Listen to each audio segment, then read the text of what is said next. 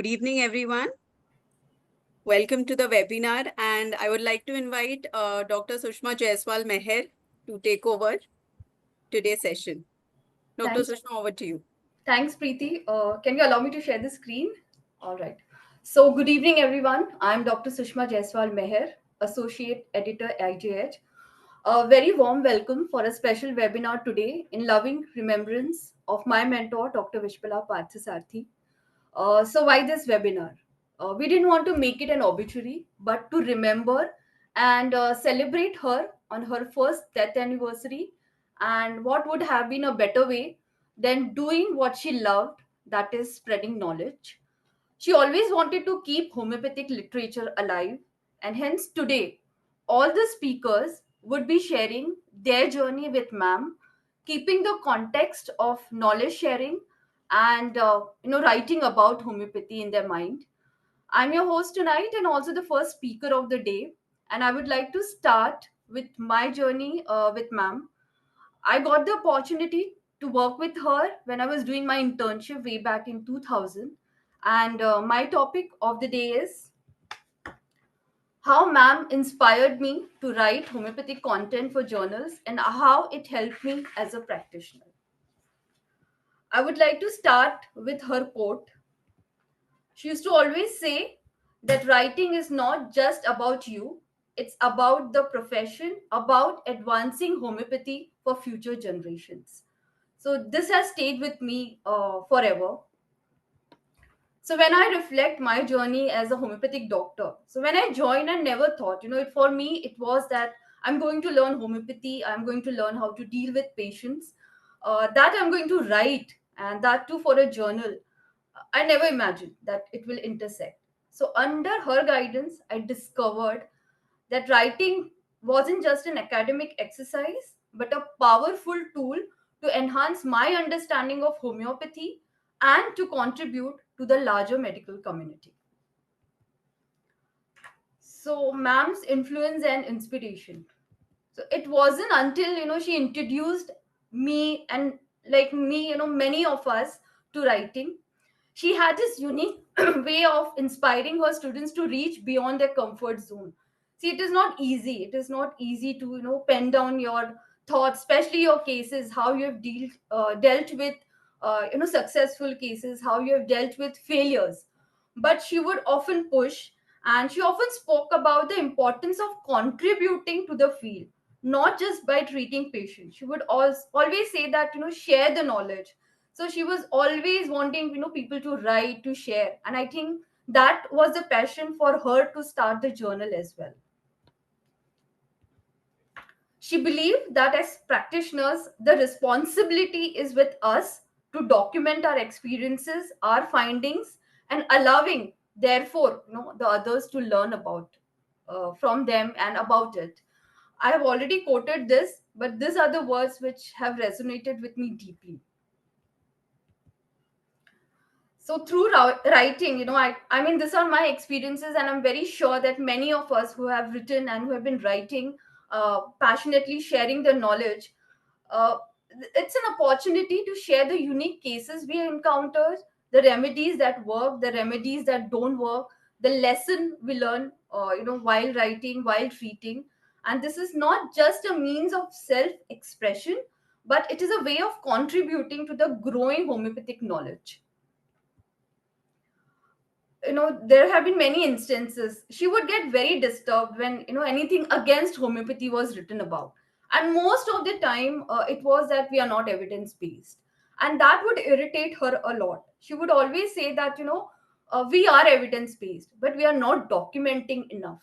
So she would always encourage all the authors, like she would sit with the cases and then kind of write back to them that give me more clarity, bring more structure to your writing, write evidence based, what clinically you have done, what are the tests you have done. So this was her thought process, because she wanted to bring forth the evidence based homeopathy which we all practice but fail to document it. So as doctors, she would say that we are storytellers, but we need to back it by science, so that is there, the homeopathy is there till posterity, and it is known as evidence based homeopathy and not just a magical treatment or something like that. My experience of article submission, this was way back in 2000. So I wrote, and it was a nerve wracking because she was directly going to, give the feedback for it. And she had a very sharp eye. She went through it, and then something she said that when you write, there should be clarity, and it should speak to many audiences. There could be experienced homeopaths who would be reading it. There would be someone who would be starting their journey. There would be someone, a student, or maybe a non homeopath. They should be inspired. They should really look forward that what homeopathy has to offer. This is my article published in 2000. And it is that day I realized it's not only a matter of pride, but it can be transformative, especially when you're practicing. What it does, especially, to me it did, was that when you're taking a case, you suddenly think that, oh, if it turns out to be a unique case, then I'm going to kind of publish it, write about it. And then you kind of reflect that, how do you document that? What are the things you need to write, what remedy you're selecting, why you're selecting. And suddenly the follow-ups are more detailed. You end up doing lab investigation to corroborate that homeopathic remedy worked. So every time when you write, retrospectively, and then you revisit the patient's history with fresh eyes, there are so many times that you realize, oh, you have missed something in the day-to-day practice. So it's a beautiful transformative journey when you actually put what you're practicing in writing. And the other things which it did to me was that it connected me to a broader community of homeopathic practitioners. There's so much of exchange of ideas, learning from others experiences. There are so many times you get feedback which can be not always positive, can be challenging as well. But that kind of also makes you think, consider different approaches, maybe different remedies, or what you could have done better in that case. So there's an exchange of knowledge, nevertheless, to say the least, but definitely enriches your practice as well. So other thing was, you become a thought leader. Like I was invited for a lot of conferences. There were, it definitely made me a better practitioner, a homeopathic practitioner. And in essence, man's inspiration to write homeopathic content didn't just make me a better writer, it made me definitely a better homeopath. Knowledge sharing, her passion always. So it is kind of also became a way for me to contribute to the field, to learn from my peers and to improve my practice.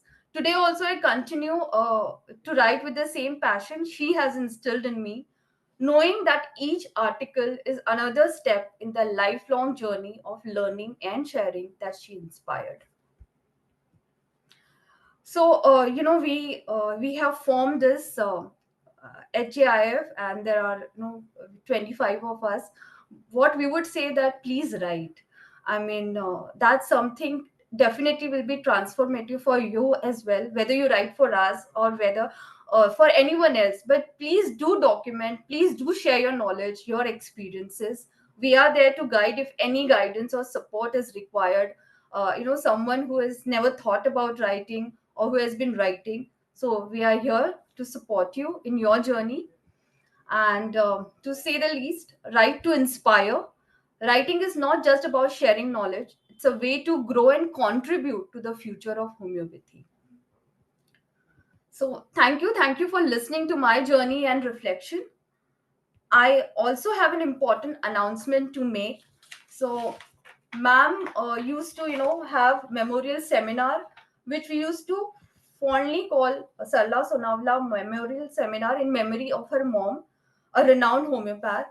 Continuing the legacy, now we will be conducting a 30th seminar in Mumbai.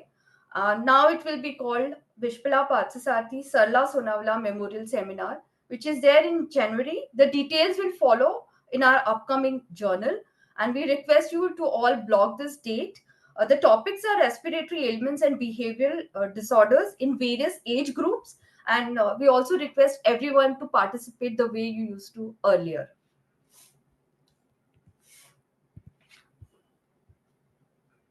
With that, I would like to invite our next speaker.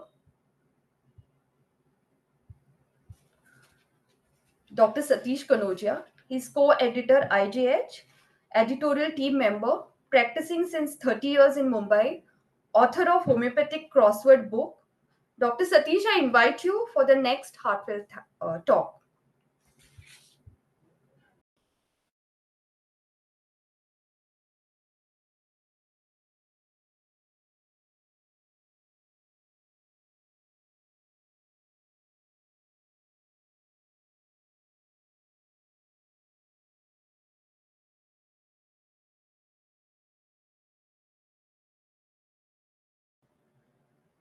Thank Dr. you, Dr. Satish, you're Sushma. on mute. Yeah, thank you, Dr. Sushma.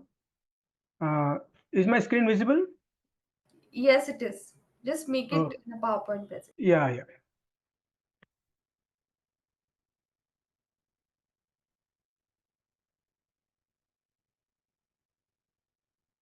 Good evening, everybody. Remembering my mentor. Remembering ma'am. Today marks the first anniversary of your leaving us for the final journey. I remember your guidance, wisdom, and unwavering support. Ma'am, though you are no longer with us physically, but your spirit continues to motivate me. Rest in peace, ma'am, wherever you are. Your impact will never fade. My association with ma'am. Friends, I practice in Santa Cruz, West, which is stone's throw away from a Milan Polyclinic, hardly 1 to 1.5 kilometers. First, I became NGH member through one of my friend who was life member, and I became member as a annual subscriber. And I found it very, motivating. But I have never met ma'am, and I wanted to meet her. I used to visit NGH office, that is Milan Polyclinic, twice a week, and to meet ma'am. But I never had the courage to meet the celebrity which she was. I used to meet the NGH manager, Mr. Bhatt, and we used to chit chat. And once Dr. Vibha, the um, manager of the book club, NGH manager, she asked me where I practice, and we exchanged pleasantries, and I introduced myself to her. And slowly and steadily, when she found me visiting almost daily, because I used to visit now 3 or 4 days a week. So I told her I wanted to meet ma'am. She told, okay, fine. I was sitting in the consulting room outside in the waiting room.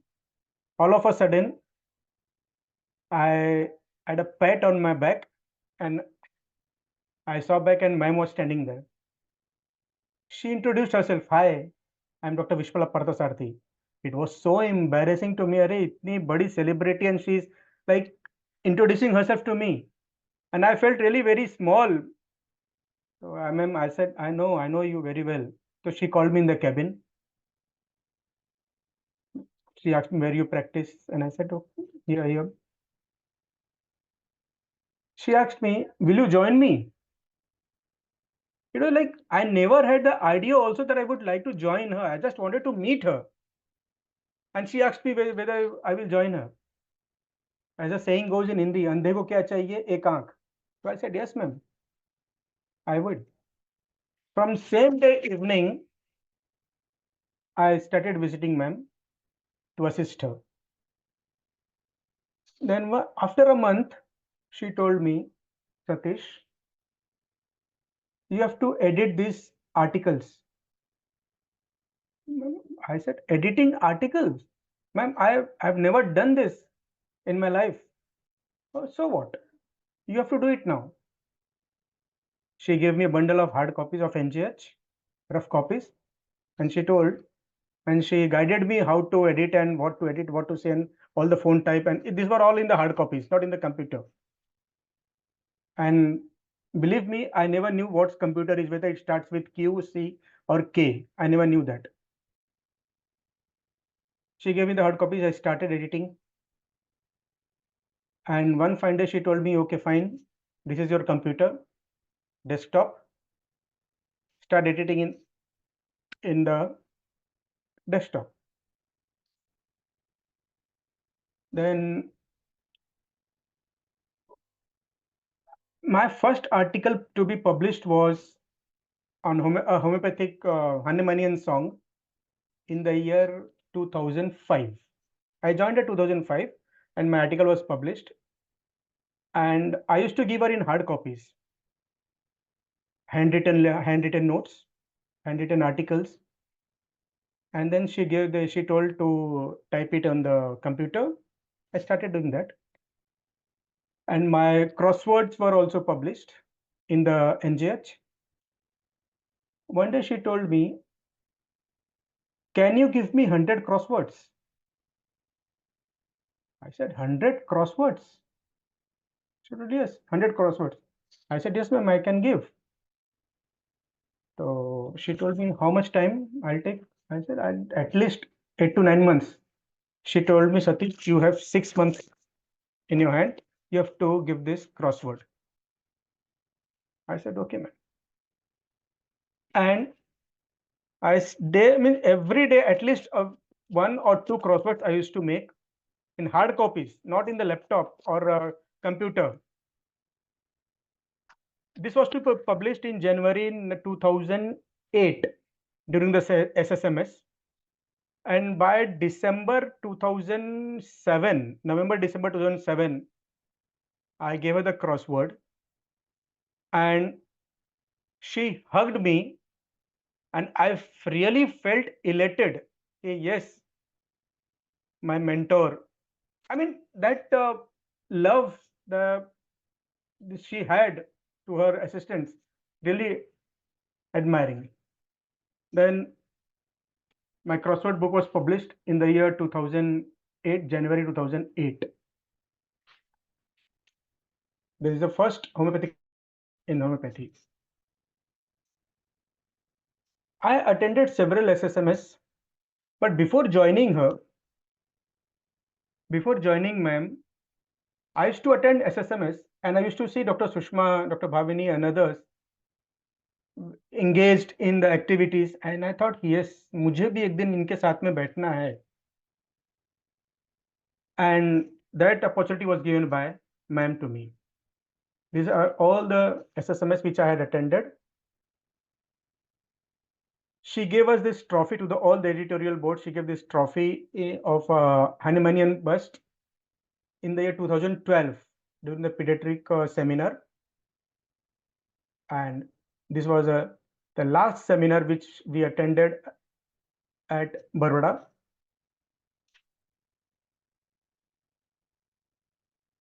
Annual Milan picnic.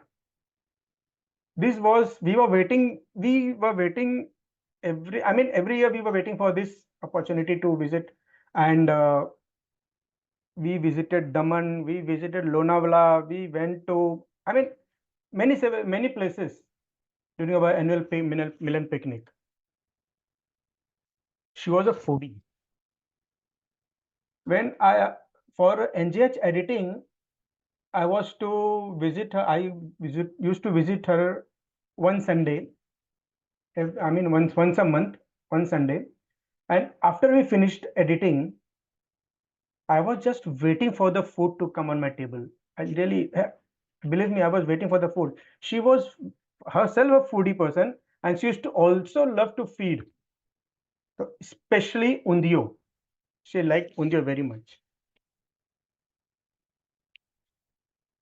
Then my daughter, when she got admission in Dr. D.Y. Patel in Pimpri, ma'am told Satish usko lekar aana mere paas, and I took her at Prabha Devi and she gave her blessings to her also in 2022. Thank you, ma'am. Thank you very much. Whatever I am, it is because of you. Thanks a lot. Thank you, Dr. Satish, for sharing the experiences. That was quite overwhelming. I call upon next speaker, Dr. Fatima Karimi, who was very close to ma'am during her last few years. She's a practicing homeopath since 12 years, assistant editor IJH, editorial board of HJIF. Dr. Fatima, I invite you for the next talk. Thank you, Sushma. Then Thank you no. so much.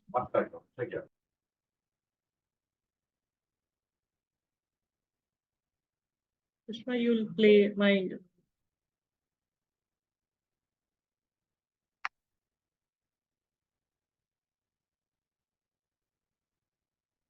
So when I came to Bombay actually in February 2013 and April 2013 I started working with ma'am at Santa Cruz Milan Polyclinic. Initially, I was really scared because I felt she was very strict as a boss and a doctor. But as soon as I started working with her, I received so much knowledge and love from her that it is irreplaceable.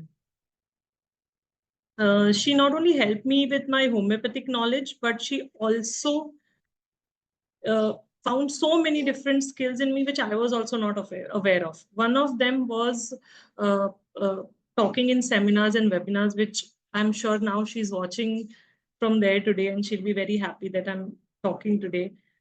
So I had the basic skills of PowerPoints, but she saw the potential in me and she kind of encouraged me to improve in that and pushed me to make more and more a PowerPoint for her presentations every time she went for a talk or a webinar or a seminar. She she was such a perfectionist that who demanded high standards. So she taught me attention to paying details and the importance of accuracy. She reviewed every presentation, offering constructive feedback every time, which helped me also improve the next one. At the same time, she was also very creative. She didn't want regular PPTs, and she wanted every time it has to be an engaging one with a lot of pictures and everything. She was always very motivating. She encouraged me to think out of the box and then try and make new things. She always praised me also and gave me innovative ideas how it helps me with to refine my work. Over the years, I must have created like 1,000 presentations for ma'am, which also gave me opportunity to learn and grow. So today I feel that all of us today, her legacy lives on through all of us who have come here today on this day. She has taught me the value of hard work. She would keep pushing me. With my son, my daughter, she would tell me, she would be so supportive every time and allow me to give time to my children as well as do my work. So she was very understanding. I'll always be very grateful for all of her mentorship and guidance. And I promise that I'll continue to build on the skills she's helped me to develop in every field, may it be the issue, may it be sharing knowledge, may it be the practice or PPT and everything. So I would only like to thank ma'am and thank you everyone for this wonderful opportunity of me sharing what I feel for her. Thank you so much.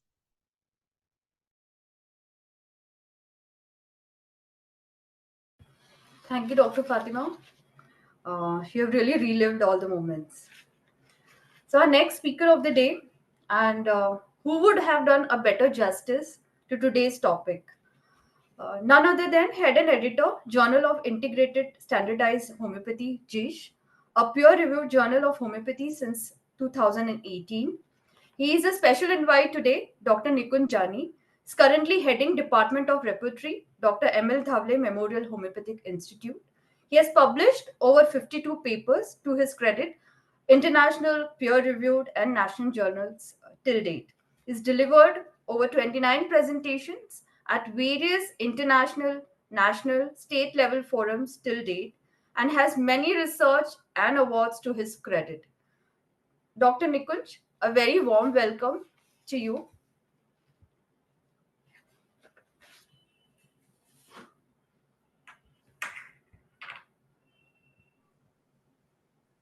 Thank you so much, Dr. Shushma.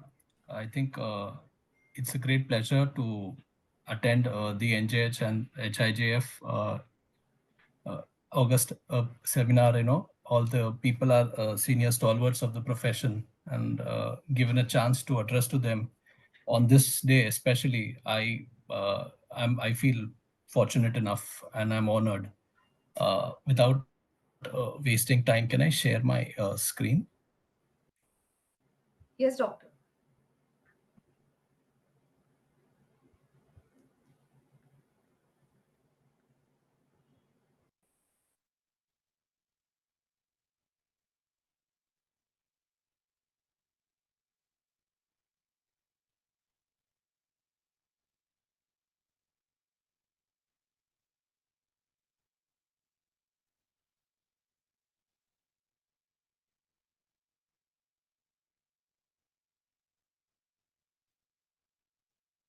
Is it visible?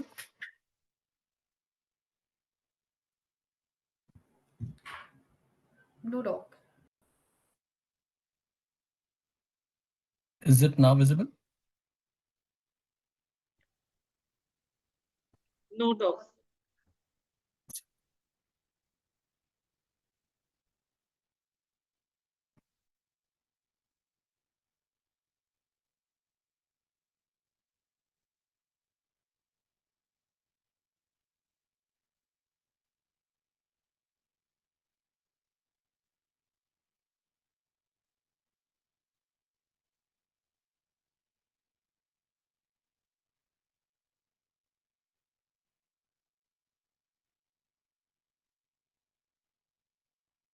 Can we see it now?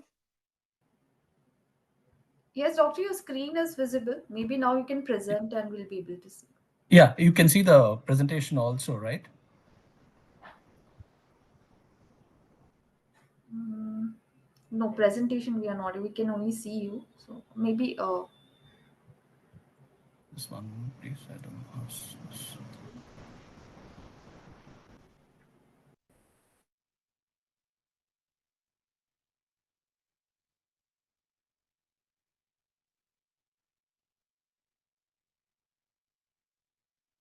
Is it now visible? yes, doctor, we can see it now. Yeah, okay. Apologies for the delay in the technical things. I think coming to the topic of today, we are looking at how nuts and bolts in writing a case report. I'm sure everyone in the audience today has written a case report. I mean, all are associated with NJH, and in some capacity or the other, all have been authors also.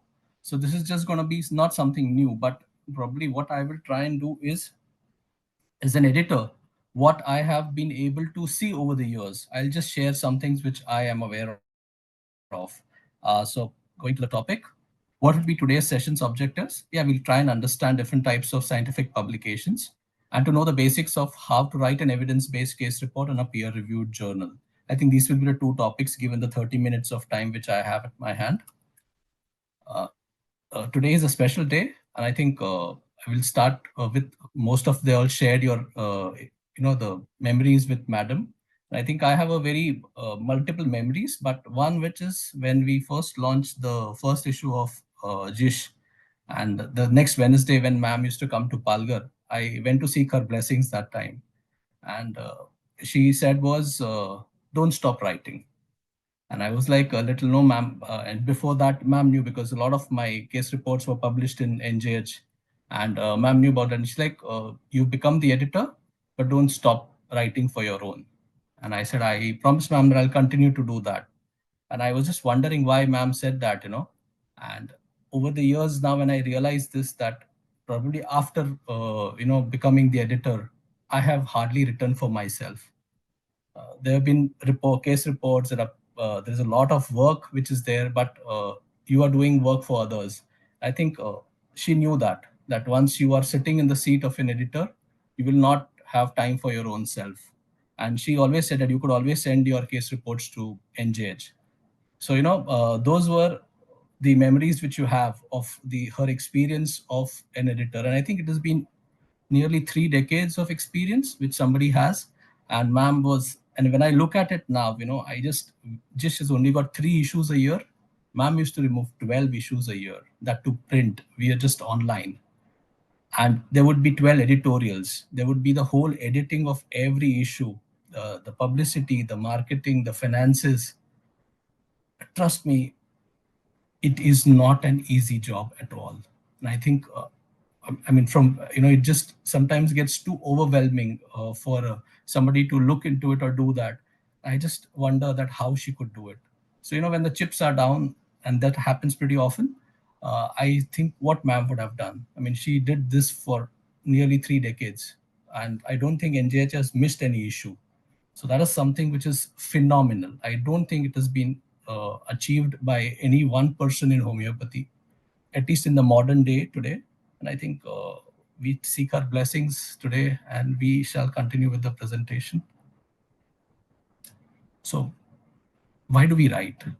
Is a primary question. Why should you write? A lot of people say, no, we are clinicians, we treat. Our job is not to write. We are never taught how to write.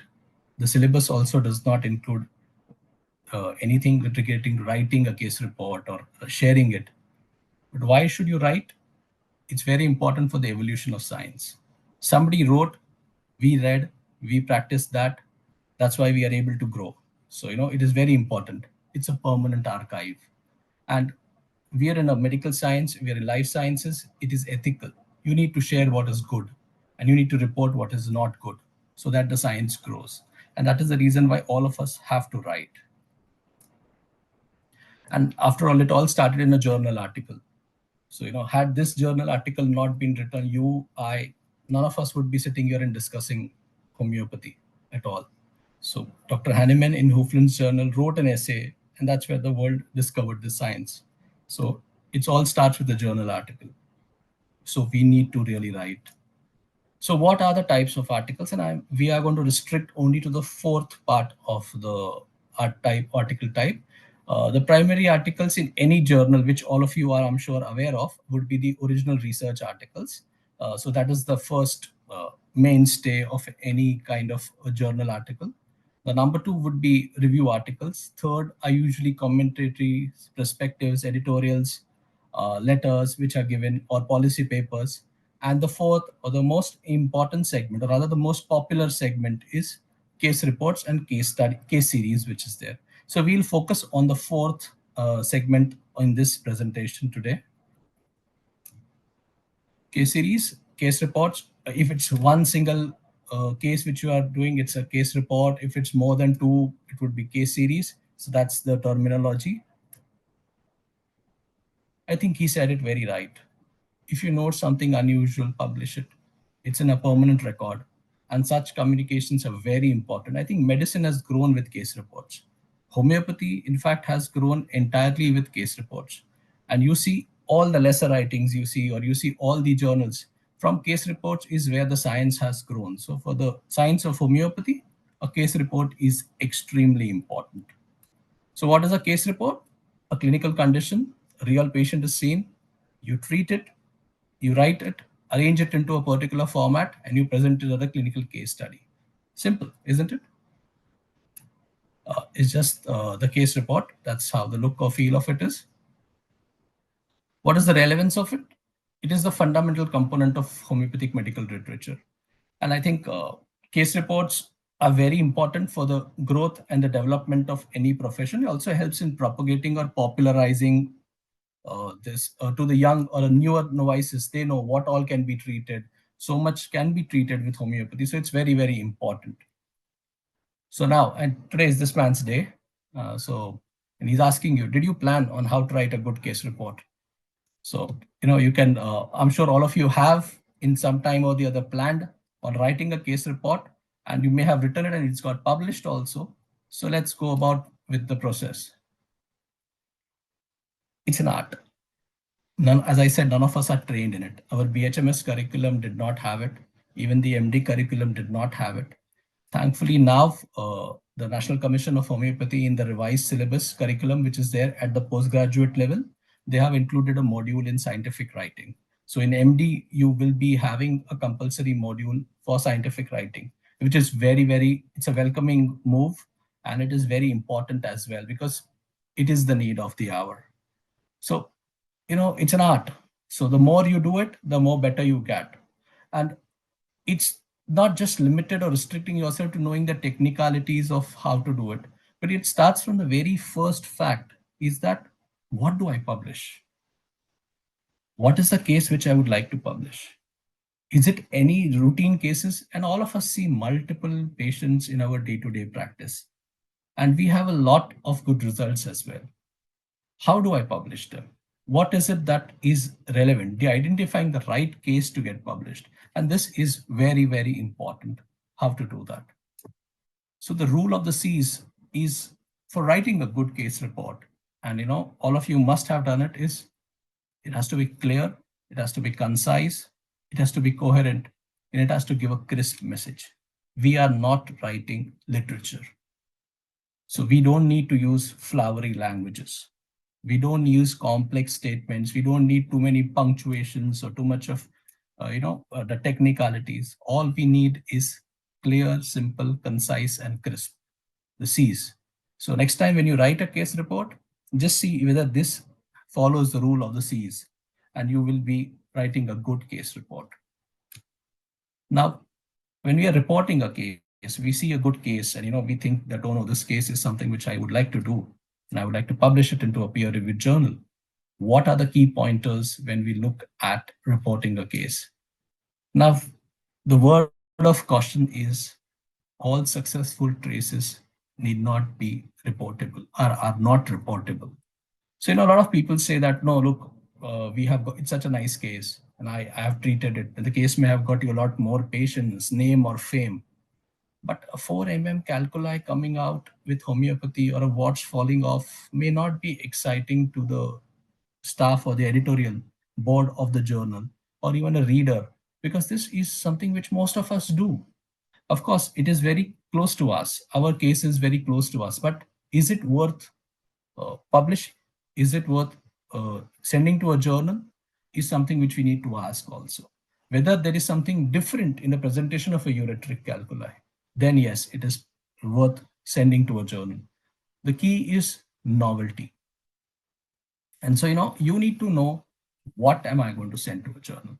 Whether this journal is going to accept this kind of cases. See, I know there are a lot of journals in our science, and not only our science, I think across medical sciences, which still follow the policy of you send, we publish. But slowly and slowly these journals are they are not people are not preferring them, and I think you send, I publish kind of journals will not do any good to any profession or maybe any science. So if you're sending to a good peer reviewed journal, the cases might just get rejected, and it's not easy taking rejection. Trust me, I get uh, hate mail every week. There are good cases, but then sometimes they don't make the cut, and none of us take rejection so easily. And you write there is an acid mail or there is a reasons for rejection, and it's the part of process which everyone goes through. All of us have maybe faced some rejections when we send to good journals. At least I personally have. And the reviewer gives you a long list of things which they want to change, and you just want to break their head. The reviewer is not understanding, but yeah, it's a part of the process completely. Author guidelines, and you stick to author guidelines. Every journal on their website puts up author guidelines. There will be tweaks in every journal style presentation which they want. So if you are selecting a journal which you are going to write for, first thing is go to the author guidelines, read them carefully, and you will get complete details of how you are going to write, how you are supposed to write. I think that's the key to writing a good case report. I've just given the example of the author guidelines of our journal. There are, all the journals have their own author guidelines. You can take any good journal of homeopathy and check their author guidelines. It will really help us to write a good case report. Now the language, as I said earlier also, a language for any scientific article has to be simple. It need not be complex. All you need to do is just pay attention to the grammar. Arth ka anarth nahi hona chahiye. Rest all is fine. We don't need to write literature or fiction. It just has to be simple scientific language. Writing style. Sometimes you receive case reports which are just scribbled. Sometimes somebody just copies a PowerPoint which they have made it into a seminar, and they put it onto a Word document and they send it to you. Sometimes they are just random observations. Sometimes they are just photographs. Sometimes it is in bullet points. Avoid that, because this is going to get you to rejection. because it has to be coherent. It has to have a story. It has to have an evolution. So, whenever you are writing a case report for an X journal, best thing to do is go and check the certain case reports which have been published by that journal and see how or what kind of cases these journals have, and what is the style or the manner in which they have been written, and that really primes up to for us to write in a good way. And I think that's an habit which all of us should cultivate, in spite of writing. We might say I've written hundreds of case reports, but no, I mean, it's not. You need to go and check, and we'll see. We are in surprise that we might say, oh, this is not what I have ever written, and this is something very new for me. So we need to check the writing style as well. Now, every time there is a guidelines, or there is a standard way of writing a case report. And let's understand this guidelines of writing a case report. Now, all case reports across all specialties of medical sciences since 2013 follow the clinical care case report guidelines, or known as care guidelines. Now, if you are writing for any journal, take the topmost journals in the world to even a new peer reviewed journal, the case report has to be written in the care guidelines. If it is not as per the care guidelines, it will be rejected. So, care guidelines also were included in homeopathy. And for homeopathy, a committee was formed which made an additions to the care guidelines exclusively for homeopathy, and it is called as home case guidelines. That is homeopathic clinical case report guidelines. Now, this is now a standard set of guidelines, or the way in which you have to write a case report in any peer-reviewed journal of homeopathy, or even if you are sending a case report to any other modern medicine journals. Like, I'm sure there are a lot of people, you see Dr. Vitulkas has multiple case reports published in the American Journal of Case Reports. Now, American Journal of Case Reports is a very high impact factor journal. And in fact, to publish it, you need to really pay a very high article processing fee also, which runs into thousands of dollars. It's very expensive for an average homeopath to get their case published. But if you have to publish in an international journal of clinical sciences, or even homeopathic standard journals, home case guidelines is the benchmark. So, you might wonder that, oh, I sent a case report in an X journal and it was just published.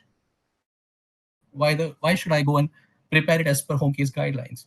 I would suggest is journals will have to modify, because as the indexing comes into picture, as the journals get more and more into the indexing and the whole complex phenomena of publications, you will need to follow these guidelines. So best thing to do is, even if the journal does not ask you to write as per home case guidelines, you prepare your case report as per the home case standard guidelines, and you see the impact.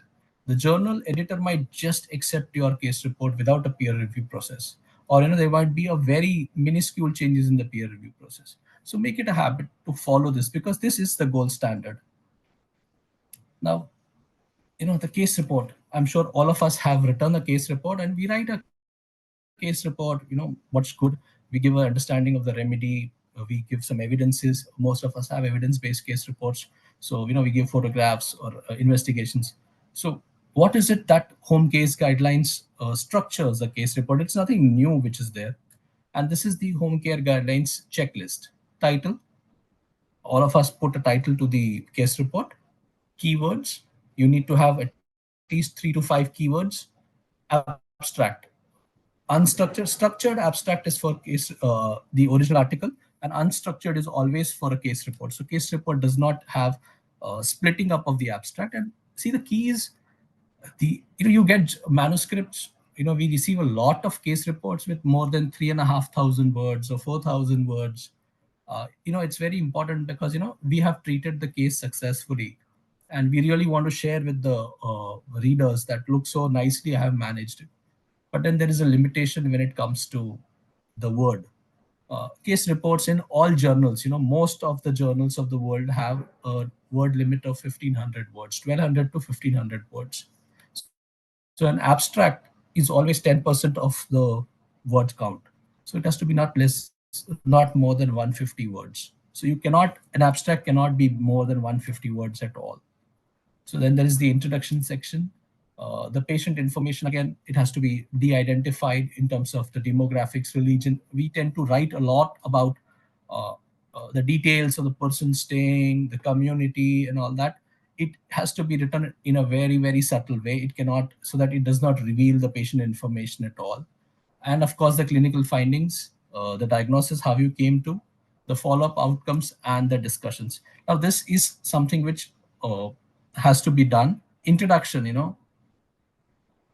introduction has to be written in just 2 or 3 paragraphs, and not in each paragraph not more than 3 to 4 lines. Now, you are not so what most people do, or at least what I have found is, when we get these case reports and a student has treated and they're writing a case report, they just copy the whole thing from the, your introduction goes into 2 pages, and it's only the data, it's a clinical condition. So they just put the clinical condition. No, the books are there for reading the clinical condition. They would not come to your case report.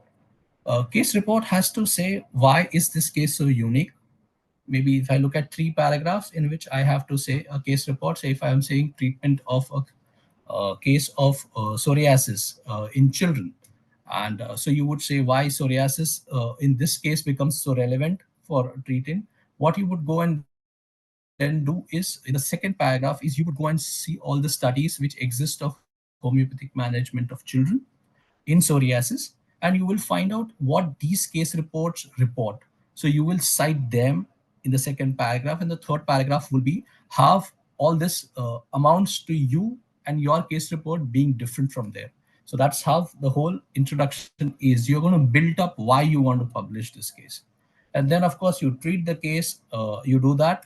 And when you look at the discussion section in the last, the right hand corner, you are not going in, again, discussion can only be 2 paragraphs. So the first paragraph, you actually talk what you have done in this case. So you may have given a rare remedy, the next remedy may have been given, or you may have used LM potency, or you may have used different approaches, what you have done in the case. You're going to talk of what good your case is done, what is unique to your case. And the second paragraph would be comparing what citations you did it in the introduction, of how this case is similar or dissimilar to the existing body of knowledge. And that is why this case becomes so unique. So now this is how you are actually going to write a case report. And most people end up writing lengthy discussions which have no relevance to the topic or the introduction or the case which we are treating. So this is a common mistakes which a lot of people do that. Of course, the experienced people tend to publish it. As you publish, you get a lot of more experience, and you are able to deal with that. Again, the simple mistakes, and I'm bringing out the mistakes which a lot of us do also in spite of publishing for a long period of time, is photographs. Do we reveal the identity in the photographs? Do I cover the eyes? Do I cover the things which are going to reveal the patient? Do I take high resolution photographs? Do I take them in the same angle? Do I use the same lighting? Do I use the same angle of last time? Otherwise, the photographs, you may have treated a very good case. You may have written a well case, but the photographs are not convincing. The editor might just reject the case, and they say, no, I don't think your what you have written it is in your photographs don't match. And so that can be a problem. Same is with the lab investigations, whether the lab is an accredited lab. Because if you ask, like, if you have to publish a case report in homeopathy or a British journal of homeopathy, that's not what called as homeopathy, and you want to publish a research, the first thing they ask you is, do you have a CTRI number? And you may have done a wonderful research, but if you don't have a CTRI number, they will not accept that manuscript at all, even for the process of peer review. Same is with case reports. There are good journals which ask for the lab accreditation number. Is it an NABL lab? So as and when the more quality journals you start publishing, they want the data. So they're going to, then whether you have masked the name, and we see a lot of journals which just publish the investigation reports, where you can see the geographical location of the lab, you can see the name of the patient, you can see the name of the doctor who's treated it. And trust me, in today's world, especially in the social media, this can lead to a lot of legal challenges as well. So, you need to really maintain a strict confidentiality about what you're publishing, in spite you having taken a consent to publish from the patients. it becomes difficult. So just ensure that you have done all this in the right way when you support the evidences to your case report. Now, follow-ups. Usually, sometimes we get magic cures. You give a single dose and the patient is better, and you just the patient comes for a month or so, and then they say, oh, no need for taking any treatment. So now, whether this case report makes the cut, or if it's a seasonal complaint, like I've got allergy, or I'm treating urticaria, or I'm treating an allergic condition, and I give a follow up only 2 months, is that going to make a cut? The case report will face rejection, because at least you have to give a period of 1 year case reports, because you've gone through all the cycles of the seasons change, and you see that no, none of the season changes affected the patient of this kind of an allergic response. And then I can successfully claim that, look, for a year he or she has been on homeopathic treatment. You may have put the patient on placebo, but then there has been no kind of seasonal change at all, and this warrants that successful result with homeopathy. So you need to have detailed follow-ups as well. Of course, as I said earlier, the objective findings of X-ray, the laboratory investigations, everything needs to be supported. Now, all this is not something which one journal does it. This is all a part of home care guidelines, which is there. So if you can just, I have earlier given the references also of the papers for home care guidelines. If you refer that, that gives you a detailed description of what is supported, what is needed for a case report, and you'll be able to write a very good case report. Now, all follow-ups need to have the modified Naranjo criteria, which is for the case report, and for homeopathy, it is modified Naranjo criteria for homeopathy, or the Monarch guidelines, or the Monarch criteria. Now, this is something, if you see Monarch criteria, and most of you may have used it while you are publishing your case reports also, it gives a very numerical way in which you are able to show that homeopathy is the only therapy which is acting, and not the other therapies or anything else which is giving result. And it gives a completely whole perspective to the case report. So, I mean, it's what, all journals have. If you don't have a Monarch criteria or in your case report, usually you will see that the case report is returned back with saying that you need to make changes and send it back. So it's very important that follow-ups are assessed in the right way and they are presented. So because when you are indexing a good journal index, even a journal of homeopathy, it is the world is going to read that, and the world only sees what is objectifiable or what can be documented.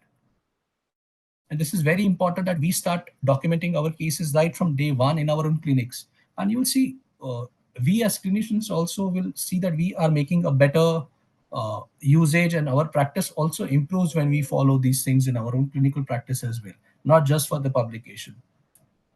Now, same as I said, scales. Most of us treat psoriasis, most of us treat vitiligo, most of us treat all the rheumatoid arthritis. We treat osteoarthritis of the knee. Routine homeopath's clinic is flooded with patients with osteoarthritis. Do you use a WOMAC scale for your osteoarthritis? Do you use a scale that is called as PASI scale, a psoriatic severity index, which is there, or a VASI scale for a vitiligo index, which is there? Now, these scales become very important if I have to say that, look, my medicine has treated. Subjective symptoms are better with homeopathy, which you have got a data. There is photographic evidence which says the psoriasis patches have gone or the vitiligo patches have disappeared. And I have a scale which is universally accepted. And a PASI scale, the score will change. So you can say a patient having a score of an X, say 10 or 20 before you start a treatment, is now got only 1. There is no ambiguity in terms of the cure. And these case reports will always be preferred for publication. And these scales are not out of somebody's head. These are scales which are validated, tested. They are there in the public domain, and thousands of researchers have used these scales in their own sciences, for their own treatment modalities, and they have reported the utility of these scales. So start using, and these scales are available on Google. A simple Google search will give you a lot of scales for every condition. The only caution when you are publishing a good case report is that when you are using a scale at your personal clinical level, it is perfectly fine. You can use whatever scale you want. But when you are publishing it, and when it goes into the public domain, you have to ensure that the scale is free to use or it is chargeable. Because trust me, these people have a very high search engines, and they will hunt, if wherever the case report is published, they will hunt if the scale is used and it is free. And you will face their battery of legal lawyers who will come if it is a paid scale, and you will have to pay them. So it's, if you're, or say, you're using a scale in a local language, say I am a institution is doing, somebody is doing research at an institutional level, and they are using it in Marathi or say Gujarati.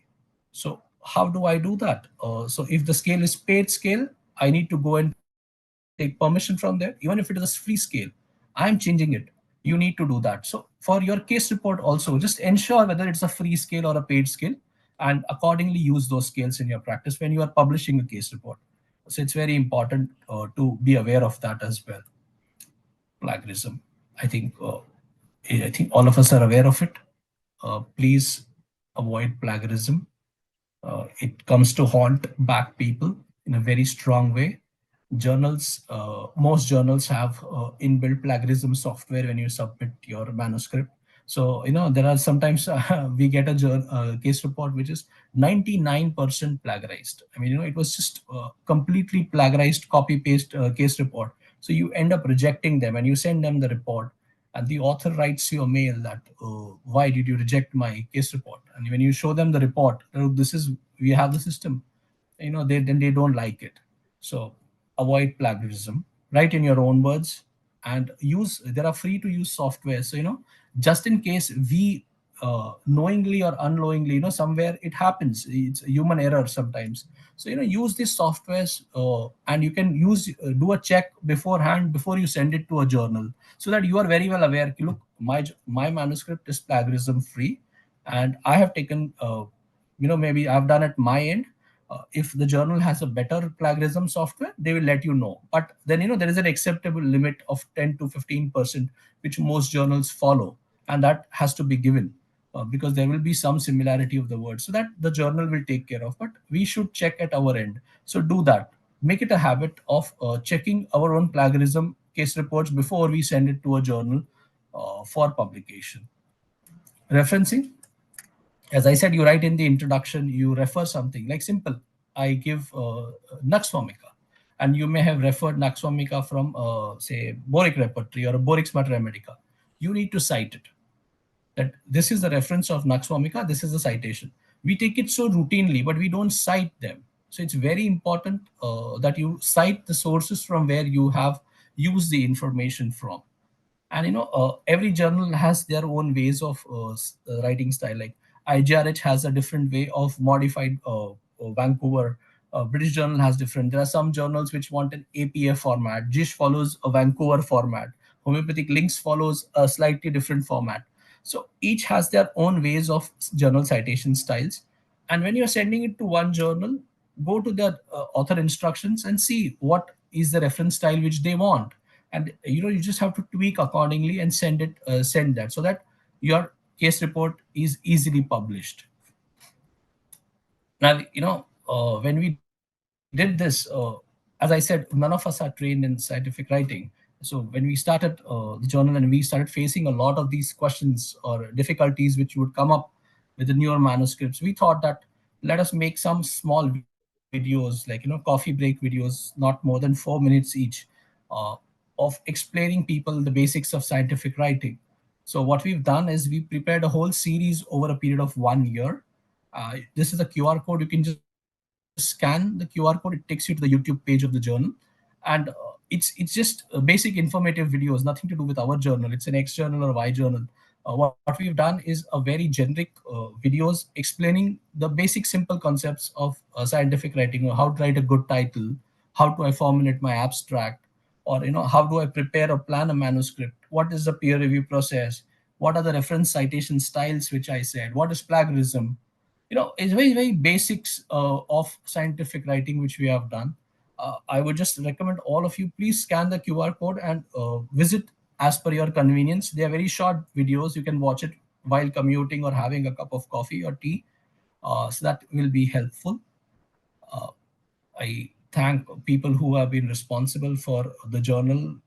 Madam, of course, Vishpala Madam is all her blessings are always there, and the entire team of NJH and HGIF for inviting me and allowing me to present on this auspicious this memorable day. This is one of my favorite lines. Bhavani Prasad Mishra, as you know, people who read Hindi. This is something which I try to follow every day.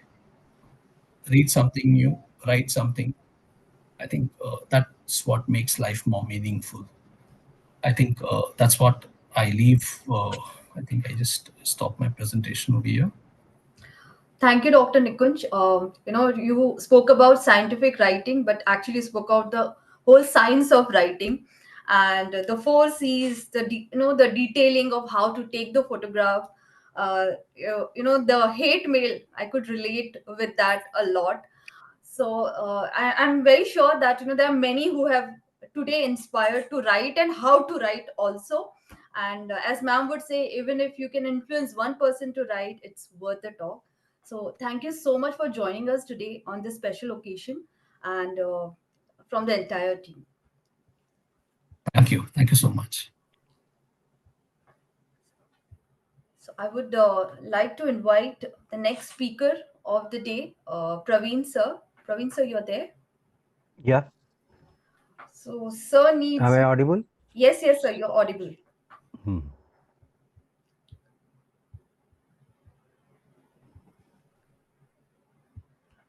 So, sir doesn't need any introduction. Thank He you. Because I have a very big list, sir. I would just say that he was a former principal and HOD of JSPS Government Home Medical College, Hyderabad, and has many awards, many research articles. He's been PG and guide and presented. Probably he has also lost count how many scientific papers he must have presented. So, sir, I'll invite you to take over. Thank you, Sushma. Thank you. Thank you very much. Is it visible? Yes, sir. We can see your presentation. Good evening, dear friends. I am the last batsman. Anyway, don't feel painful about the result what we had against New Zealand. Forget about it. Okay. When I am saying batsman, probably those memories might be haunting you. Today is very special day because I don't say we are remembering Vishpala because we never forgot her. We cannot forget her. Now, my today's topic is why should I attend seminar?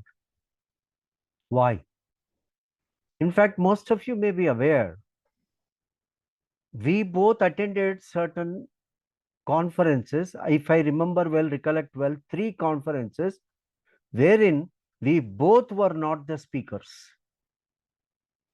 So, need not be a speaker to attend a seminar or a conference. But why do we require? Who is he? Can anybody tell? Who is he? This great personality of India, who was born in Kolkata, traveled to Rameshwaram temple,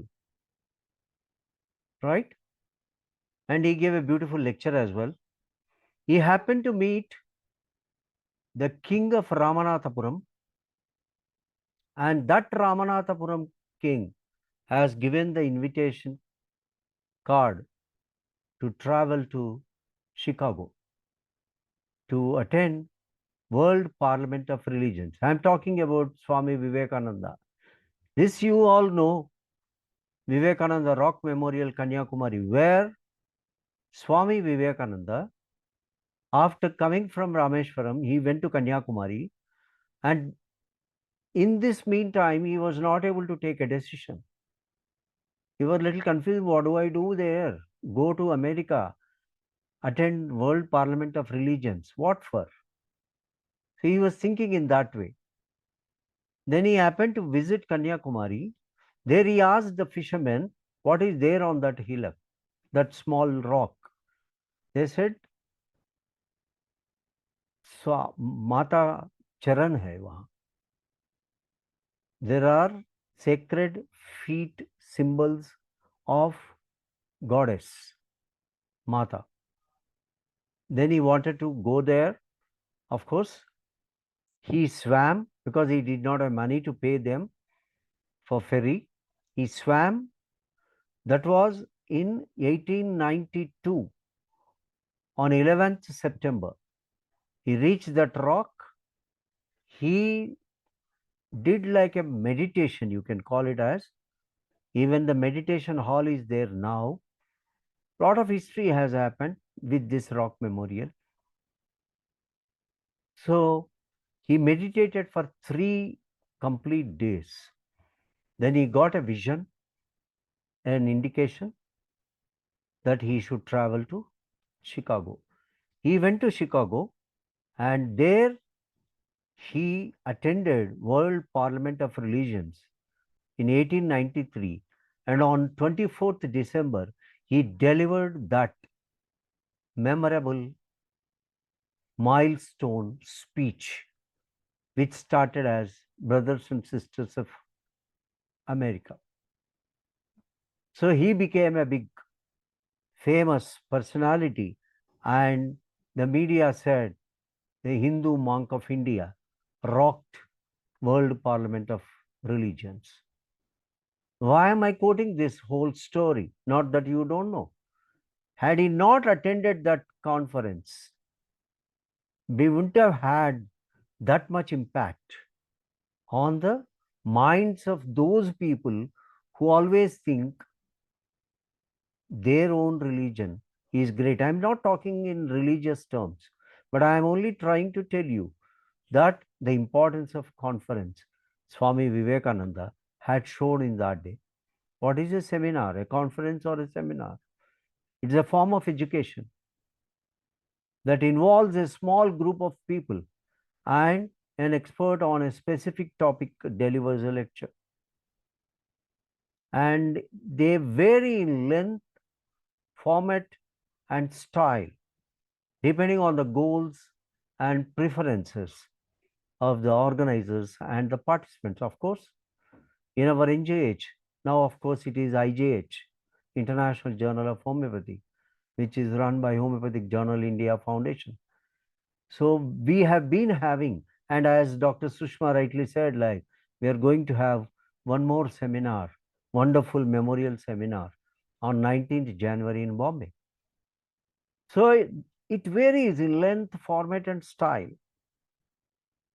And they can offer many benefits as enhancing the knowledge, skills, networks, and they stimulate the discussion and inspiring a lot of changes in our mind, people to come across and join different groups. Now, what is the difference between seminar and lecture? A lecture is a one-way communication. I am a lecturer to start with, of course, became a principal later. One-way communication, where the instructor delivers information to students. So it is like we deliver a lecture and we allow the students to ask the questions at the end of it. But in a seminar, it is a two-way communication where students actively participate in discussions and debates. What is the primary difference between seminar and a workshop? The format is different, whereas seminars are more formal and lecture based, while workshops are interactive. The focus, seminars are emphasized, they emphasize information delivery, while workshops focus on skill development. Workshop is very deep, and seminars disseminate knowledge, while workshops involve practical activities. But what is the difference between a seminar and a conference? I've been talking about conference as well. Seminars are focused educational gatherings with scholars presenting research papers and discussing them. Conferences are larger meetings, like you call it as a conference where we attend 1,000, 2,000 delegates, many people, a lot of different diversified people with professionals from different fields delivering lectures on their expertise, providing networking opportunities. That is in conference. Now, what are all the different types of seminars? It can be a business seminar, which we commonly see like small businesses or entrepreneurs to help them start or improve their company. Or it can be personal development seminars. Mahatriya, for example, he conducts a lot of, our Sadguru, Jaggi Vasudev. They focus heavily on helping attendees better themselves and learn new hard or soft skills. Academia seminars, like they are hosted by a school or a district to instruct teachers on new practices and standards. We used to have teachers training courses. We used to deliver lectures to teachers, how you should take a class, how you should adopt methods, all audiovisual techniques and all that. But whereas academic seminars focus on the continuous learning of students that finish their degree or course. It is a continued medical education like in medicine. Then professional seminars, they focus on the high-end individuals of an industry. Professional, highly professional. Public, of course, set out for the public. Then what is the difference between seminar and webinar? Now we are having webinar. Seminars are typically in-person events that you will see in our SSMS, VP SSMS. While webinars are conducted online, we have conducted, there were, like I was asking Dr. Fatima, like more than 63 webinars we have conducted since our Corona time. Then seminars require physical attendance, whereas webinars allow participants to join remotely from anywhere with an internet connection.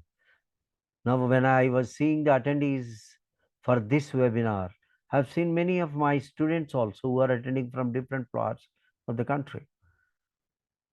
Now, seminars allow direct interaction with the speaker and other attendees, while webinars may have limited interaction options.